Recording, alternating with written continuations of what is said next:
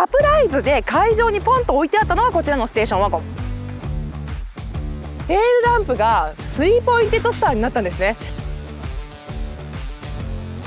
非常に大きなラゲッジルームが特徴でございます。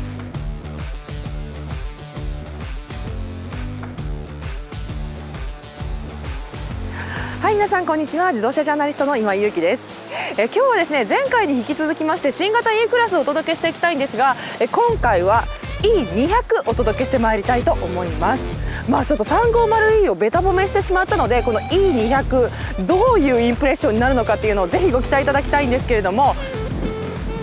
っていうね感じでした。さあ、というわけでですね、今日も最後までご覧いただけたら嬉しいです。チャンネル登録と高評価ぜひぜひよろしくお願いします。今回試乗をしながらボディのお話とか内外装のお話とかもね織り込んでいきたいなというふうに思ってるんですけれども、ちょっと試乗時間が短いので、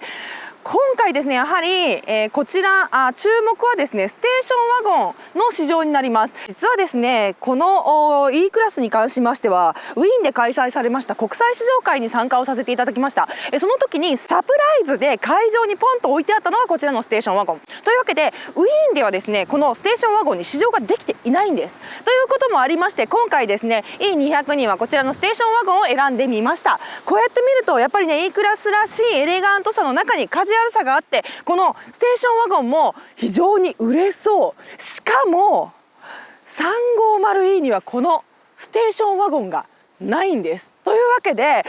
このステーションワゴンが欲しい人はですねガソリンモデルの E200 か 220D だけということになりますので、そちらもちょっと選んでいただきたいなと思います。はい、というわけで注目のリアビューになります。今回新型の E クラスはヒップラインというかリアがすごく印象的なので、ちょっと電気つけてみますね。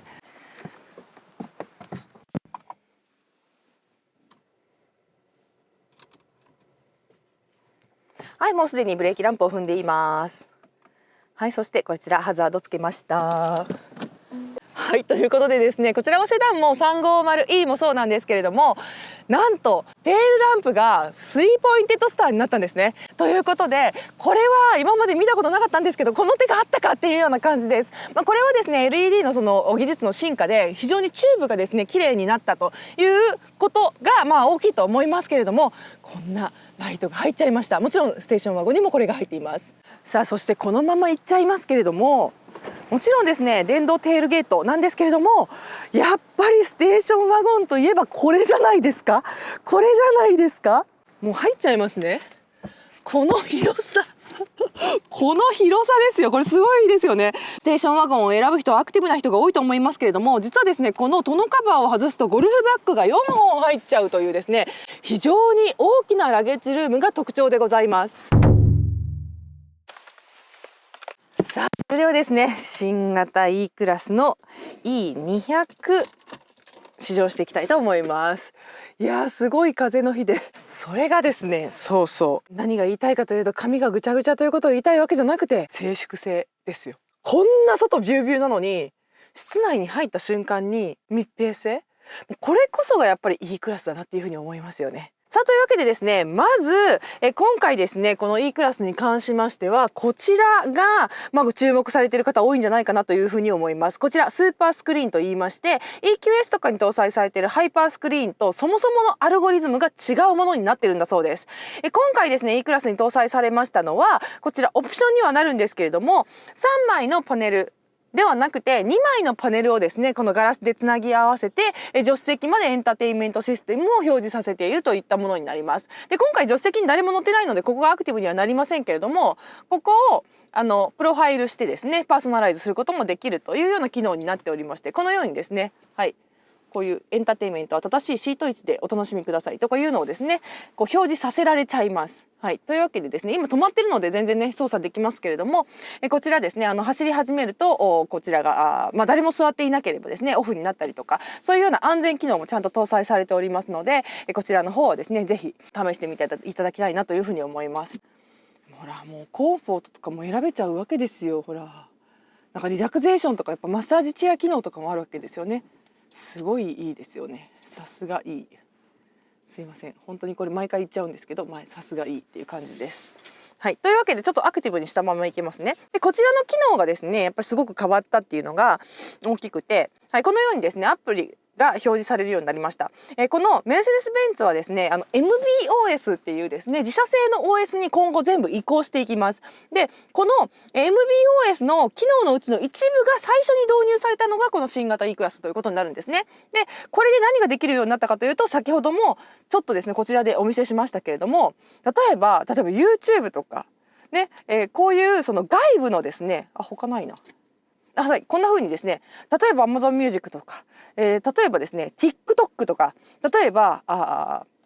Zoom とかをですねこちらにダウンロードして、このカメラを使って Zoom で自分のことをこう映し出しながら、運転しながら Zoom で会議することができるっていう機能がついたんです。で、なぜそういうものがついたかというとですね、っていうのを走りながらお話ししましょうか。まず行きましょう。さあ、なんか MBUX ちゃんが今無駄に反応しましたけど、でもこの新世代になっててか代を増すごとに思うんですけれども、どんどんですねこの MBUX の音声対話型の認識もやっぱちょっと上がってるなっていうのをすごく感じるんですよね。で、これはやっぱりこうね、使えば使うほど賢くなっていくよっていう話を MBX のね担当の人が言ってましたけれども、やっぱそうなんだろうなっていうふうに思います。やっぱね、Siri とか例えばGoogle の音声認識が非常に精度が高いのはもう使ってる人の母数が多いからだっていう話がありますけれども、この MBUX も使う人が多ければ多いほどですね、やっぱりこうそれだけ賢くなっていくということなのかもしれないですよね。ちょっとこの辺のアルゴリズムがね、ちょっといまいち一筋縄ではいかなくて、車系のやつはちょっと追っかけていきたいと思ってます。というわけでですね、ちょっとアプリの話に戻りますけれども、サードパーティーのアプリがダウンロードできるようになって、それからZoom で会議ができるようになったよという話なんですけれども、ここについているカメラはドライバー監視システムでも何でもなくですね、実はその Zoom とか例えばですね、このカメラで自分のことを撮ってですね、それをダウンロードして、車からね携帯とかそれからパソコンにダウンロードしてですね、実はそれを例えば TikTok に上げたりとか YouTube に上げたりとかすることができるっていうね、ただのカメラ機能なんですよ。ただのって言ったらあれですけど、広角のカメラが入っていて結構綺麗に映ります。で、これはなぜかというとですね、やっぱりこの E クラスってビジネスパーソンが乗るということが非常に多いので、車の中でも会議ができますよという一つの大きな売りになるというような話をしていました。で、これによってですね、やっぱりいいじゃない、車の中で会議できるのがいいじゃないっていうふうに思うエグゼクティブがいるってことですよね。やっぱ欧州にも。いや、欧州人ってみんなねよく言いますけど、ちょっと話取れますけれども、日本人は働きすぎだとかね、欧州人はすごい休みが多いとか言いますけど、めちゃくちゃ働きますからね。向こうの人本当にびっくりするぐらいめちゃくちゃ仕事するのでこういうのもねエグゼクティブには必要なのかなっていう感じがすごく納得できます。ちょっとね日本人の日じゃないですよね。というのは置いといて、それぐらいですね、仕事というのを大事に思っている人たちがこの E クラスの、ターゲットに入ってくるということが想定されているから、このカメラがあるという感じなんですね。っていうお話をしてましたけれども、個人的にはですね、やっぱりこの E クラスもそうですし、競合となる BMW の5シリーズとかもそうなんですけれども、どんどんデジタライズされていっていて、もうパーソナライズっていうことが極まっているわけですね。これによって何ができるかっていうのが、各社いろんな創意工夫をしている中で、一つのアプローチとして新しいことをしたかったっていうのが正直なところじゃないかなというふうに思います。ですから、先ほどもちらっと申し上げました MBOS がこれからどんどん新しい車に進化していくことによってですね、そのカメラと連動させてどういう機能が搭載できるのかっていうのをテストしていると思ってもいいのかなっていうふうにも思いますね。そういった局面もあると思います。はい、というわけでこちらの画面がね今走り出すと消えました。で、ここにね人が乗ってないとこちらの画面は全部このように待機画面になりますので、非常に安心ということです。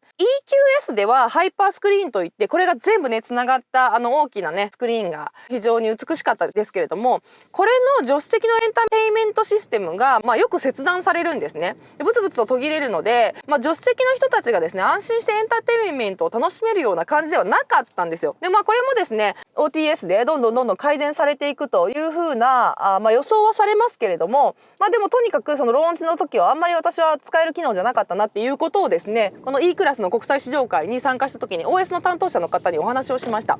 でそうすると実はですね、この E クラスのこのスーパースクリーンに関してはアルゴリズムが全然違うんですよと。でかなり進化したアルゴリズムになっていて、もちろんその EQS のシリーズからもフィードバックを得てますと。で助手席の人が快適にエンターテインメントシステムを楽しめるように、そのキャンセルがなるべく少ないようにね、ちょっとブラッシュアップもしているので、そこはご期待くださいという話だったので、ぜひですね、ちょっと今回試せないんですけれども、皆さんも市場なんかでね試していただけたらと思いますし、オーナーの方もぜひねこちら楽しんでいただけたらとも思いますね。一番最初に出る時は安全に安全をね重ねたような形で出てきますので、どんどん緩和されていって、使いやすくなっていく、成熟していくっていうのがね一つ、セオリーだとは思いますけれども、そういうところも含めてですね、成長過程にあるという感じではないかなと思います。あとですね、もう一つこれは350E の時にはお話ししなかったんですけれども、この中がですね実は 3D になってるんですよ。で立体になってるんですよ。でここもやっぱり新しいことをしたかったね、先進的なことをするっていうねE クラスならではの個性かなという感じでもありますので、こちらも試乗された際にはご注目いただけたらとも思います。はい、というわけでですね、ハイパースクリーンのお話をしましたけれども、エクステリアというお話もしていきたいなと思います。新型 E クラスになりまして、ロングノーズのねフォワード用キャビンというか、ちょっとキャビンが後ろの方についているような非常にエレガントなスタイルになりましたけれども、今回はステーションワゴンね、セダンがやっぱりね王道かなっていう感じもしますけれども、こうやって見てみると、たっぷりしたボディの中にですねステーションワゴンならではのこのボクシーなタイプっていうのもちょっとカジュアルでですね非常にかっこいいです。そして今回ですね E クラスなんですけれども、ルーフラインがちょっと傾斜していて非常にナチュラルな感じな印象になりました。リアがねもっとこうバッと切り立っていて、箱型のステーションワゴンというわけではなくて E クラスらしいですね、少しこう曲線を生かしたかのような優しいステーションワゴンになったというのがステーションワゴンのデザインの特徴かなと思います。実際ですねこの、セダンに乗って、ステーションワゴンに乗るとやっぱりですね、私これ本当にね重量とか重心とかいうこともあると思うんですけれども、あとね3ボックスではないね、これ2ボックスっていうこともありまして、少しねやっぱりそのドライブの特性がステーションワゴンとセダンで、変わるんですよね。剛性という意味ではもしかしたら3ボックスのセダンの方がしっかりあって、例えばもっと振り回すような状況、この車を振り回す人いないと思うんですけど、例えばすっごい峠でブンブン走るとか、例えばサーキットに持ち込むとかいった時にですね、挙動が落ち着くのはもしかしたらセダンね3ボックスのセダンかもしれないんですけれども、これねステーションワゴンの方がリアの方までね重心がある形状になってますよね。なのでちょっとね後ろが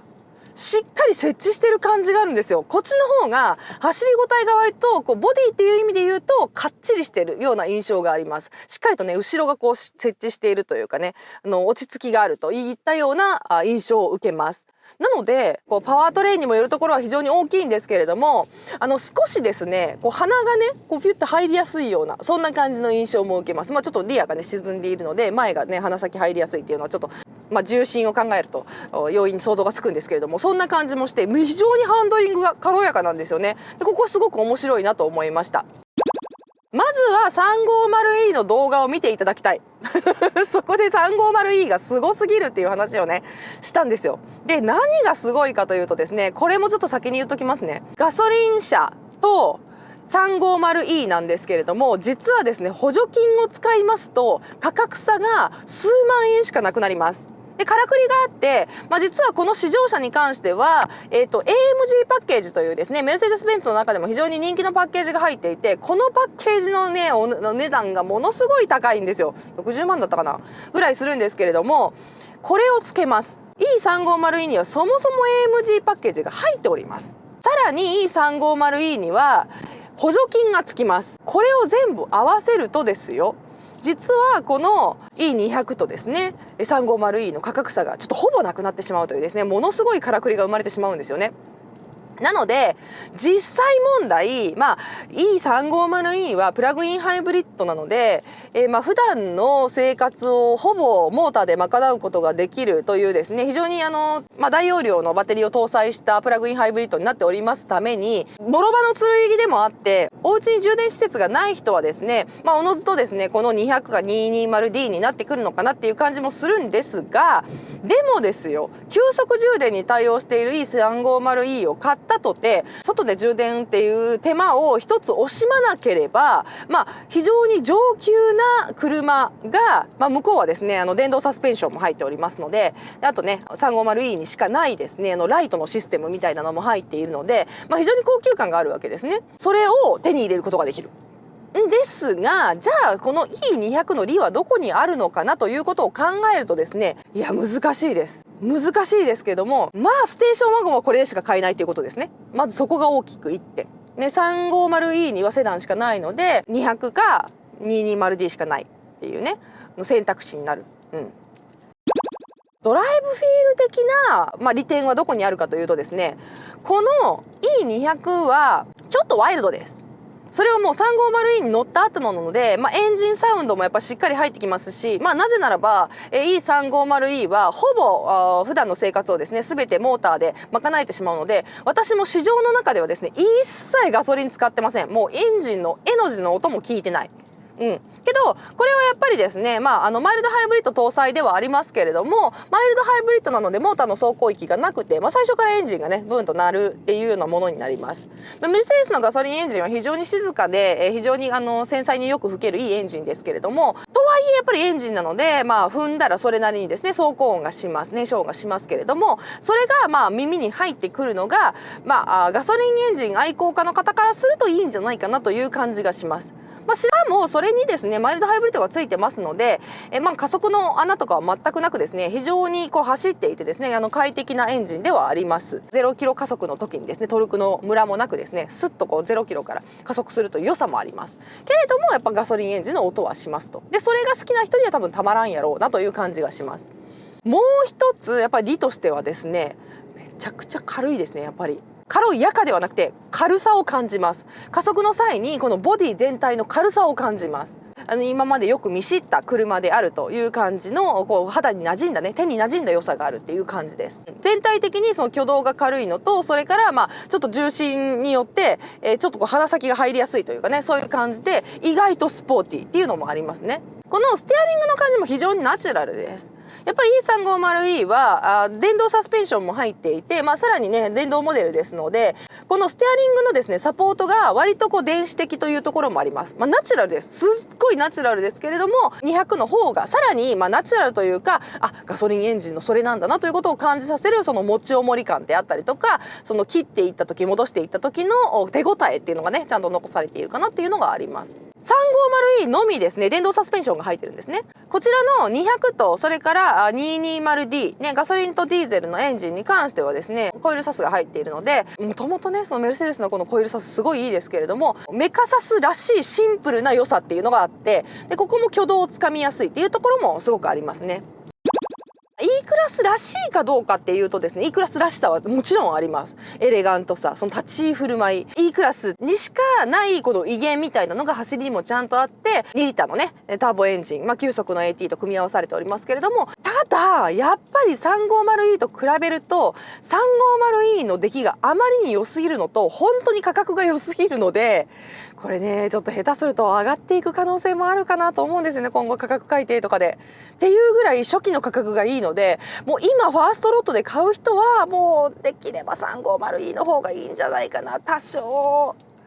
充電の煩わしさはありことすれ、もう充電の例えば持ち家とかね、あとお家にも充電があるマンションに住んでるとか、そういうその恵まれた家庭環境にある人はもう350一択でいいんじゃないかなと思います。もうそれぐらい味がもう全然もうちょっとレベチなので、この200が悪いわけでは一切ない、とてもいいですけれども、やっぱちょっと 350E の飛び道具感にはちょっと勝てないかなっていう感じもしていて、そこが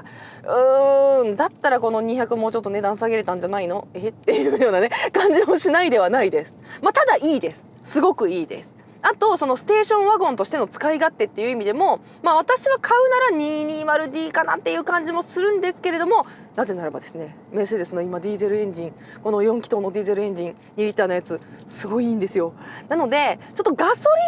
リンの存在意義っていうのがちょっと薄れたかなっていうような感じもしますね。ちなみにですね、ユニットで言うと、この 350E とそれから200に搭載されているガソリンエンジンは同じものになります。同じエンジンでモーターもこちらにも搭載されているんですけれども、モーターの出力だけが違うと。なので、エンジンかかったエリアで言うとですね、そんなに走行に変化はないんですけれども、そこまでのモーター走行域の質感の高さが本当に 350E は本当に圧巻なのと、おそらく重量ですね、これが非常にいい仕事をしていてしっとり感を生んでいるっていうところもありますね。あともやっぱりね、電動サスペンションの良さ、制御の良さっていうのもあります。あかん、ちょっと200なのに 350E の話ばっかりをしてしまうっていうところからもね、差し量っていただいてですね、200ならではの素の良さみたいなのもね、もちろんありますし、これだけ見てもこれだけ乗ったらE クラスっていいなっていうような感じもするんですけど、ただその E クラスのメリットっていうのは、例えば本当こういうところであったりとか、あと室内の大きさですよね。今回ですね、先代に比べると、何センチかずつですよね、ボディが大きくなってます。でそれが全て、室内空間に生かされていますので、室内が非常に広いですね。でこれが他の、C クラスとかと比べてやっぱり E クラスらしさというところにもつながっていますので、やっぱりこう E クラスらしいゆったりさ、もうこのコンソールの太さとかね、こういうところにも出ているかなと思います。冒頭に申し上げた通りですね、非常に静粛性が高いですので、もともとね、メルセデスのエンジンは静かですけれども、このガソリンエンジンの静粛性というところにもですね、非常に大きく影響しているところなのかなというふうにも思いまして、高級感はもう多分にありますね。でこうなってくるとちょっとね、ステーションワゴンのディーゼル乗ってみたいなという感じがしますので、これはまた追ってお送りしていきたいと思いますので、ご期待いただければ。さらにそのネガティブを言うならば、だからこの E200 に対してさらにちょっとネガティブを一つ言うならば、ちょっとね、ロードノイズというか、そのタイヤからの音が割と入ってきやすいので、気になるポイントかなっていう感じはしましたね。もうちょっとこうね、静粛性高いですけれども、走り出した時に路面が荒れてきたりとかすると、ちょっと耳にロードノイズが入りやすいかなというような印象はあります。少しね、車大きくなりましたけれども、取り回しとかその扱いやすさ、この見切りの良さっていうのはやっぱりですね、 A クラスと変わらないハンドリングで運転できるっていうね、ボディサイズのつかませ方のうまさっていうのはね、やっぱりすごくあるなと思いました。正直ですね、ちょっと EQS はハイパースクリーンのために少しこう視認性を犠牲にしてるというかね、ここまでねここまでスクリーンがあるので、もうボンネットがすごく見にくかったんですけれども、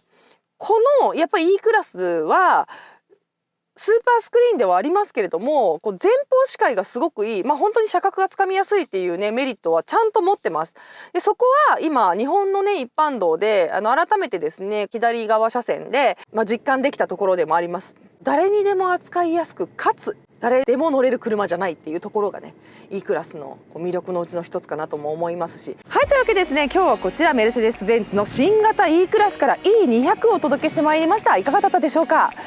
こちらもいいですけれども、いや私やっぱり推しは 350E だな。ちょっとね、この辺は、ぜひですね、ちょっとボディタイプも違うので、一概には言いませんけれども、ぜひですね、お好みの方を選んでいただけたらと思います。220D は今回試乗できませんですので、またちょっと機会を見て改めてですね、試乗レポートをお届けしていけたらと思いますので、皆さんぜひこちらもご期待ください。それでは今日も最後までご覧いただきましてありがとうございました。チャンネル登録と高評価ぜひぜひよろしくお願いします。自動車ジャーナリストの今井ゆきでした。バイバイ。